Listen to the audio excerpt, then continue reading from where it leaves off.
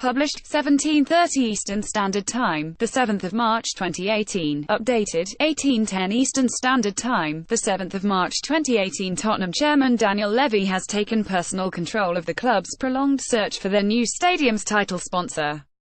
His decision comes after Spurs dispensed with the services of sponsorship specialists TRM, who helped Chelsea attract a £40 million a year share deal with Yokohama Tires.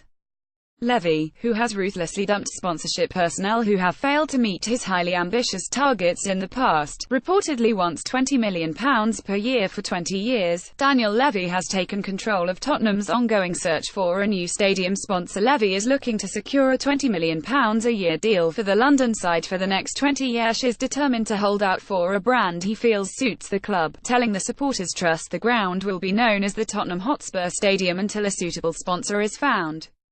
Levy added the venue's financing is not reliant on striking a rights deal before it opens next season.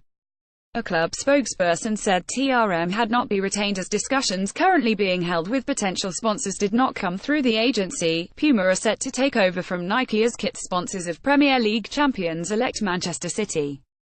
Nike's City deal runs until the end of next season, but there is a precedent Puma can follow. Nike bought Adidas out of the remaining 6 years of their Chelsea contract in 2016. Puma are preparing to take over from rivals Nike as Manchester City's newest kit sponsor. Manager Arsene Wenger may be a dead man walking, but that has not stopped investors backing Arsenal to record levels. Despite the uncertainty surrounding Wenger and the turmoil on the pitch, shares in the club traded at a record £31,000 this week. The financial boost comes despite the lack of boardroom representation at Brighton last weekend.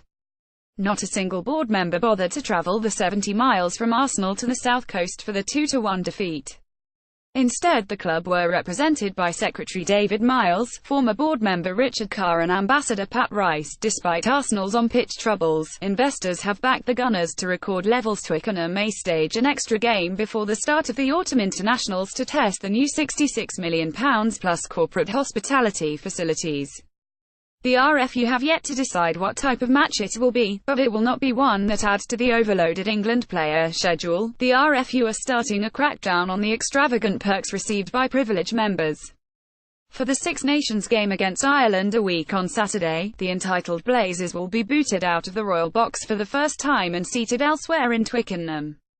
The RFU had already announced they were reviewing the entire privilege setup to combat the ever-growing numbers, which are beginning to breach Twickenham health and safety rules.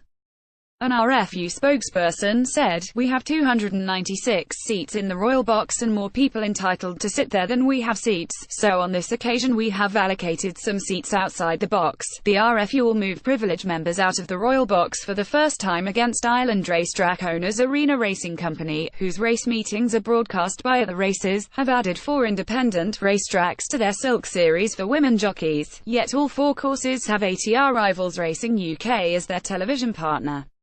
An ARC spokesperson said, "This is the one time where racing politics have not interfered with a great initiative, rather than wait and argue his case around a table." Somerset chairman Andy Nash has resigned as an ECB director in protest over the test ground cash controversy engulfing county cricket. Nash said plans to compensate test venues up to £500,000 a year for not staging tests suggest a move to promote 8 counties as first among equals, but the plans have not yet been ratified.